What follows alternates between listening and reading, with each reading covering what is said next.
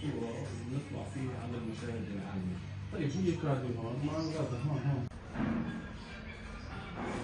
صحي وضع الوجع. هو الإهمال مش طبيعي.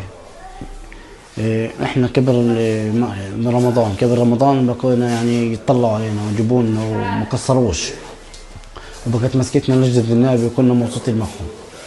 من بعد رمضان لليوم ما واحد زارنا ولا حدا، لا ولا أي مؤسسة ولا لجنة، ولا شفنا منهم شيء، لا أكل لا شرب لا مي، حتى المي معدنية في الشيء. المصاري اللي كلها طلعونا ينطونا إياها كلها صرفناها، جبنا أكل طعمينها، كل واحد عنده عيلة. فيش عيد، أنا عيد شوف، لا في عيد ولا في فيش بهجة، فيش فرحة، فيش حياة، فيش انبساط، فيش عيد، ما فيش يعني الواحد فيش معاه مصاري يوكل بده عيد، منين نجيب؟